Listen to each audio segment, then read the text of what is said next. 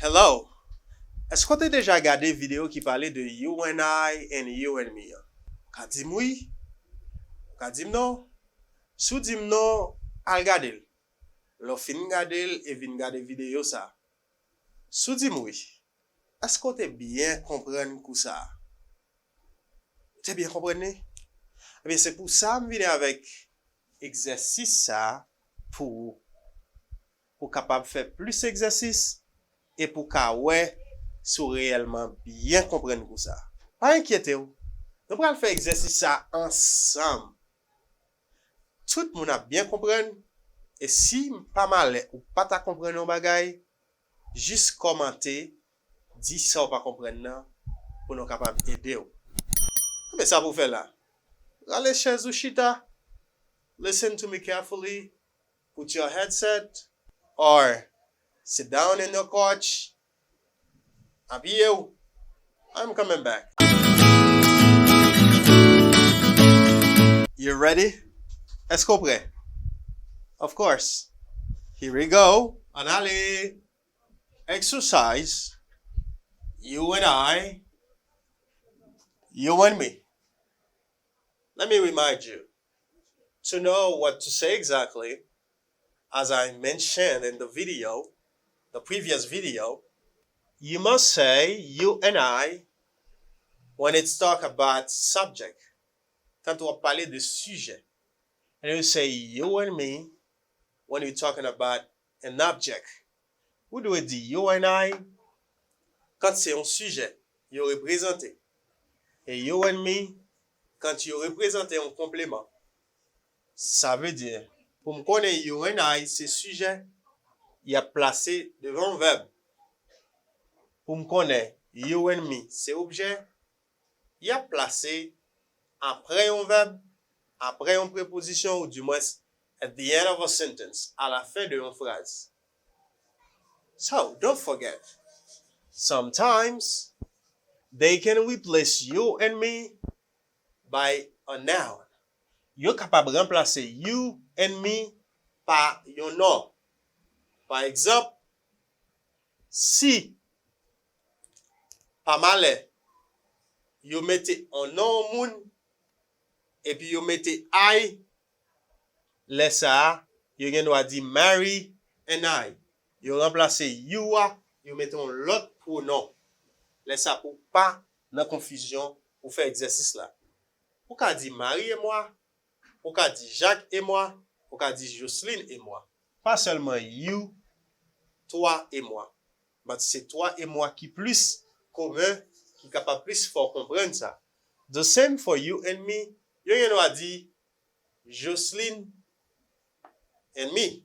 Bien que tous les deux traduits par toi et moi en français. Quitte c'est sujet, quitte c'est objet.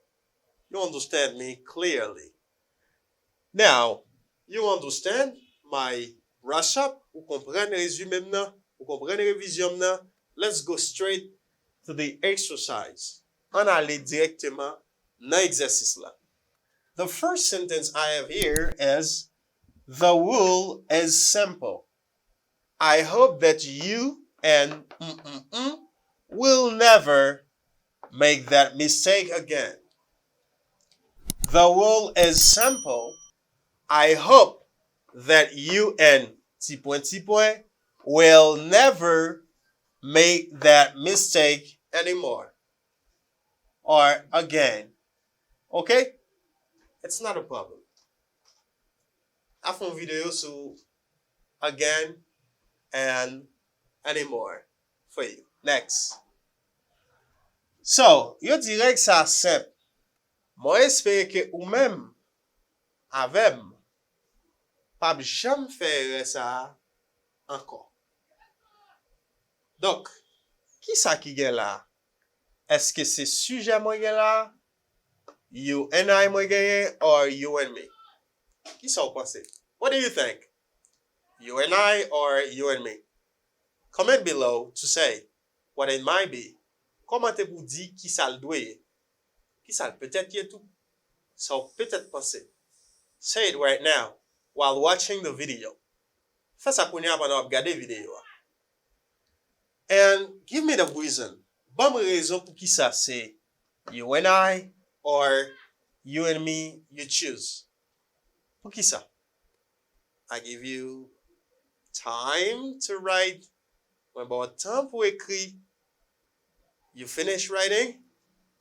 Okay, let me tell you the right or the correct answer and why it is the correct answer. Now, I have to say you and I. You and I. Why it's supposed to be you and I? Por que ça supposed you and I?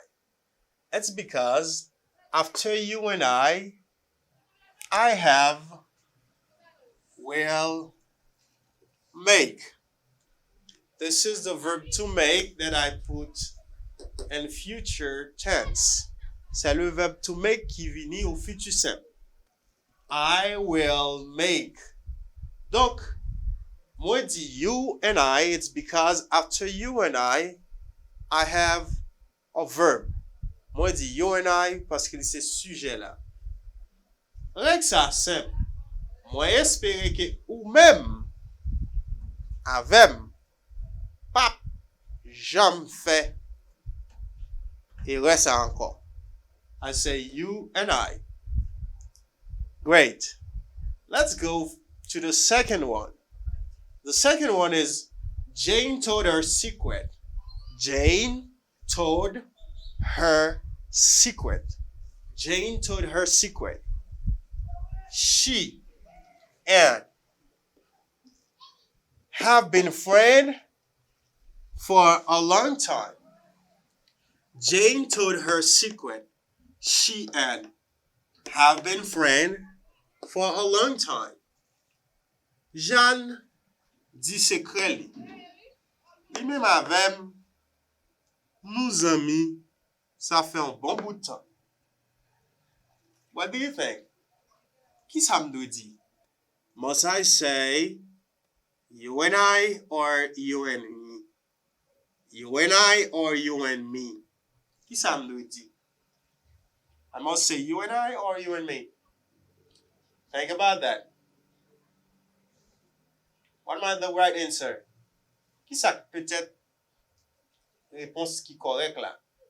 What do you think? You and I or you and me? Comment below to say what is the correct answer and why you choose what you say. I give you time to do so. Do it right away. Feli kounya. Let's go back because you finish. I hope that. And let me tell you what is the correct answer. The correct answer is she and I. She and I. Even though they don't say you, they say she. Because you can replace you by another pronoun. L'important c'est, vous mettez you and I, c'est pour montrer au exercice là, c'est pour montrer au cours. Mais vous can remplacer you en tant que sujet par n'importe quel autre pronom. Except you cannot say I and I. Ou pas qu'à dire I and I. Okay? You can say you and I, she and I, he and I, etc. Okay. I say she and I because after she and I have been friend. I have verb here. The verb to be, present perfect. Verb to be a conjugué au passé composé si nous comparé au passé composé en français. Mais faut moi gen sujet pour verbe yo conjugué. I say you and I. Correct. Now, the third one, let me leave you to guess what the correct answer, or what is the correct answer. But quittez ou deviner qui ça, qui réponse qui correct là. Parce que vous connaissez sujet, vous connaissez complément. Alright? Harmonic is a good music group. It might play a song for Susan and T-point. Harmonic is a good music group. It might play a song for Susan and T-point. what it says. Qui ça dit? Ça dit harmonique c'est un bon groupe musical. Li capable jouer ou bien peut-être jouer une musique pour Suzanne avec. OK? Pour Suzanne avec. Qui ça le doit là? Est-ce que c'est Susan and I or Susan and me? Qui ça l'a bien? Est-ce que c'est Susan and I ou bien Susan and me? Susan and I, Susan and me. Est-ce que c'est une dans ça l'a bien? Ou Susan and I or Susan and me? Guess the correct answer. Devine correct answer. Réponse qui bon. Think about that and write it right now to say what is the correct answer and why it is the correct answer. Good. You finished to write. I give you time to do so. Now let me tell you the correct answer. The correct answer is Susan and me. Why I say Susan and me is because after Susan and me, I don't have any verb. And here I have a preposition. Susan and me comes after a preposition. When the Susan and me, c'est parce que li vini après une préposition et li pa gen pièce sur l'autre verbe yo aider conjugué. Donc là, moi gen yon object, moi gen yon complément. Ça veut dire Susan and me, you say object pronouns. Okay. So remplacer Susan by a pronoun, la her and me. For her and me. So remplacer Noah par yon pronom personnel complément. That means object pronoun. Susan and me. Good. Before the last is maman avem te préparé bon manger pour zami nou yo. My mother and tipon prepared the best food for our friends. What it might be? Qui ça dit à peut-être yé? My mother, parce que you ça déjà remplacé par my mother. My mother and I, or you ça déjà remplacé par my mother si c'est lui. My mother and me, or my mother and I. Qui ça le doit? Huh? My mother and I, or my mother and me? Write below to say what is the correct answer and why what you say might be correct. Right below. All right, I give you time. I think you finish. Now let me give you the correct answer. My mother and I say my mother and I, it's because I have the verb to prepare.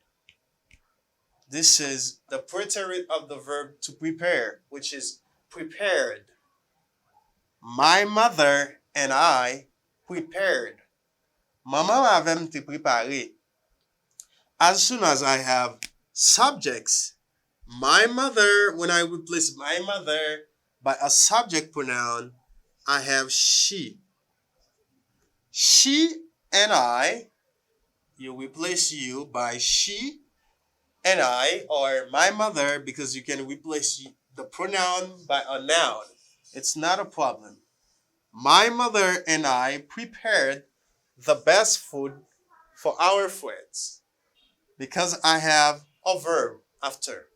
Moi, j'ai un verbe après, c'est un sujet. All right? The last sentence is next summer, Haiti will be a great country for my wife and tipon. Next summer, Haiti will be a great country for my wife and tipon. Ça me dit là. Dans saison été k'ap vini, Haïti a vini yon gros pays ou bien yon bon pays pour madame mwen avec. Qui ça le doye là? Moi déjà remplacé my wife qui prend place you or this you. It depends on subject or object. Ça va dépendre si c'est sujet ou bien objet. What it might be? Qui ça le supposé? Tell me below si m'a dit my wife and I or my wife and me. Qui ça cap correct? Comment below to say what is correct and why it is correct. Commentez pour dire pour qui ça c'est ça et n'aptan nou kounya pour faire ça. I give you time to do so. I don't think you finished yet. I'm waiting for you. N'aptan nou. Next summer, Haiti will be a great country for my wife and T-point. I love this sentence. And I think next summer, Haiti will be a great country for you also. You finish now. You finish writing. Ou fin commenter? My answer is next summer, or the correct answer is next summer, Haiti will be a great country for my wife and me. Why I say my wife and me? Qui ça me dit my wife and me? It's because after country, I have a preposition. Not only preposition for, unfortunately, we have two cases where preposition for is repeated. But we might have preposition to. We might have another preposition like before, etc. I have preposition for, and my wife and I terminate the sentence. They are object pronouns. You see, pronom personnel complément. If I replace my wife by an object pronoun, I have her. M'a gen her si me remplace my wife par un pronom personnel complément. M'a dit for her and me, or for my wife and me. All right. Thank you for watching the video. I hope you enjoy it. J'espère que vous appréciez li. Partagez le pour l'autre monde qui gen problème pour utiliser you and I or you and me. Contexte là. Ou bien pour yo utiliser pronom personnel sujet yo avec pronom personnel complément yo. Thank you. So long.